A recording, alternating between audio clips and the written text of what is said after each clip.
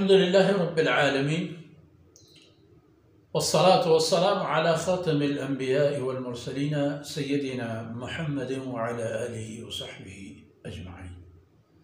أعوذ بالله من الشيطان الرجيم. أفبهذا الحديث أنتم مدهنون وتجعلون رزقكم أنكم تكذبون فلولا إذا بلغت الحلقوم وأنتم حينئذ تنظرون ونحن أقرب إليه منكم ولكن لا تبصرون فلولا إن كنتم غير مدينين ترجعونها إن كنتم صادقين. سبحانك لا علم لنا إلا ما علمتنا إنك أنت العليم الحكيم. رب اشرح لي صدري ويسر لي أمري واحلل عقدة من لساني يفقه قولي واجعل لي وزيرا من أهلي رب زدني علما وارزقني فهما. ثم أما بعد. گرامی قدر بھائیوں بہنوں اور پیارے بچوں، افبہذا الحدیث انتم مدہنون، مشرکین و کفار سے فرمایا جا رہا ہے. تو یہ قرآن جس کی تعریف آ گئی، فی کتاب مکنون لا یمسہ الا المطہرون تنزیل من رب العالمین، افبہذا الحدیث انتم مدہنون، پھر بھی آپ لوگ اس کو غیر اہم سمجھتے ہو. اس کے بظاہر تو کچھ اہمیت نہیں دیتے ہو، اور ہو سکتا ہے تمہارے دلوں کے اندر بھی یہ بات ہو کہ جس طرح ہم سمجھتے ہیں یہ ایسا نہیں، حقیقت ہے. گویا کہ یعنی قرآن کریم کو، وحی الہی کو اور رسول اللہ صلی اللہ علیہ وسلم کی فرمودات اور ناصحانہ خیر خواہی کو اہمیت نہیں دیتے ہو. وَتَجْعَلُونَ رِزْقَكُمْ أَنَّكُمْ تُكَذِّبُونَ، اور قرآن سے حاصل کردہ خیر و برکات کا مجموعہ تمہارے پاس یہ ہے کہ تم لوگوں نے اس کی تکذیب کی ہے. قرآن سے متعلق آپ کو جو کرنا چاہیے، آپ کا جو عمل ہونا چاہیے وہ یہی ہے کہ جھٹلاتے ہو اللہ کے کلام.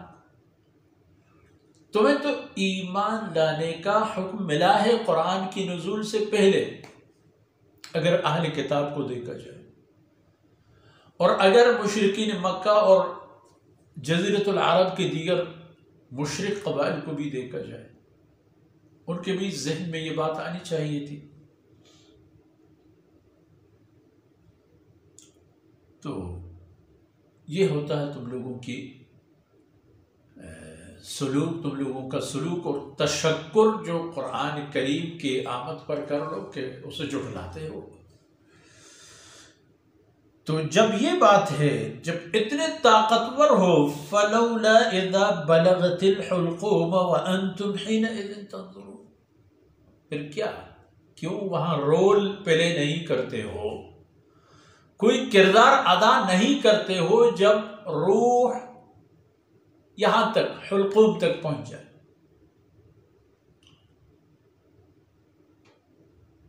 اس وقت پر کیوں کچھ نہ کچھ نہیں کر سکتے ہو، بے بس ہوتے ہو کیوں؟ اور وہ بھی اس حالت میں کہ وَأَنْتُمْ حِينَئِذٍ تَنْظُرُونَ، اور سارا ماجرا تم لوگوں کی آنکھوں کے سامنے ہے. چاہے تم میں سے کوئی خود ہو یا اس کا کوئی عزیز دوست جس کے سرحانے کڑے لمحات کی حساب کی جاتی ہے کہ کب اس کی روح قفس عنصری سے آزاد ہو جائے. تو اس وقت اس روح کو کیوں نہیں لوٹاتے ہو؟ فلولا اذا بلغت الحلقوم، پھر کیوں نہیں کردار ادا کرتے ہو جب روح بالکل گلے تک آ کر اٹک جائے. اور تم دیکھ رہے ہوتے ہو وَنَحْنُ أَقْرَبُ إِلَيْهِ مِنْكُمْ، اور جس انسان کے سرحانے بیٹے اس کی روح کے پرواز کا انتظار کر رہے ہوتے ہو، نَحْنُ أَقْرَبُ إِلَيْهِ مِنْكُمْ، اس سے تو ہم آپ لوگوں کے بنسبت زیادہ قریب ہیں، ہمارا حکم اس پر چلتا ہے. چاہیں تو اس کو زندگی دے دے، چاہیں تو اس کی روح سرعت کے ساتھ نکال دیں. ایک معمولی سی ایک رشتہ ہے، توڑ دی تو بات ختم.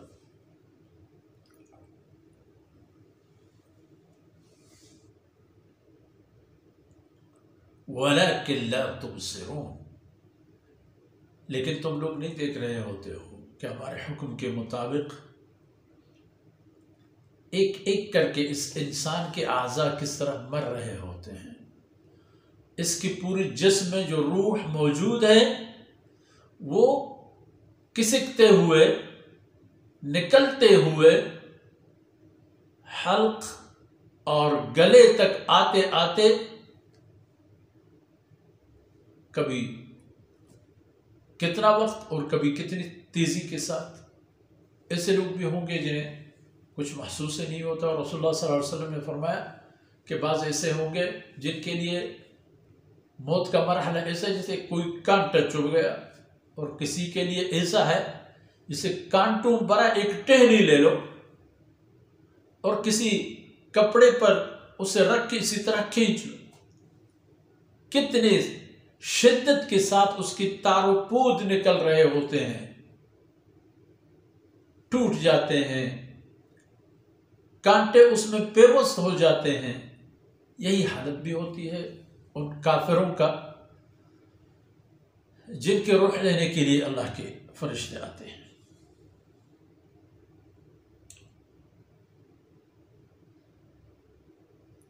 تو جب یہ بات ہے، ایک یہ کہ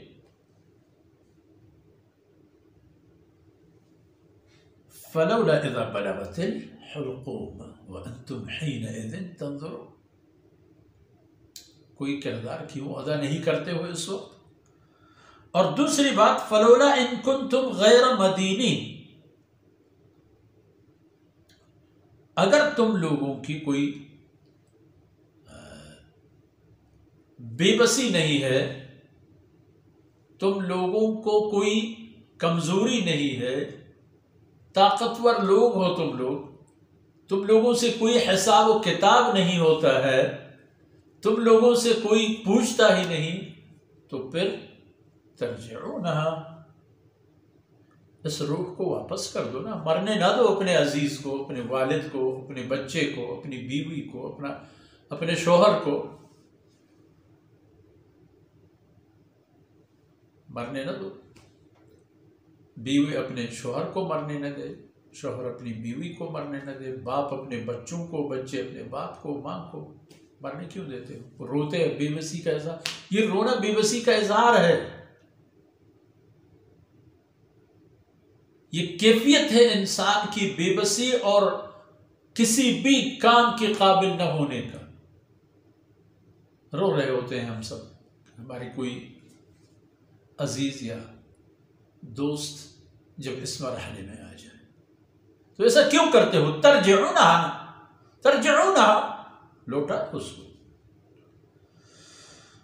ترجعونہا ان کنتم صادقین، اگر تم لوگ اپنی بات میں سچے ہو اور اگر واقعیت ایسا ہی ہے جس طرح تم لوگ کہتے ہو، ترجعونہا، لوٹا دو.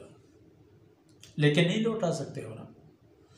تو یاد رکھنا کہ یہ قرآن کریم جو محفوظ ہے لوح محفوظ میں، جس کو ہر ایرے غیرے ہاتھ نہیں لگا سکتا، یہ رب العالمین کی نازل فرمودہ کتاب اور فرامین کا مجموعہ ہے.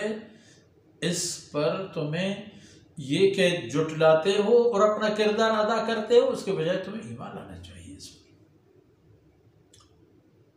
اور جاننا چاہیے کہ تم لوگ کتنے بے بس ہو.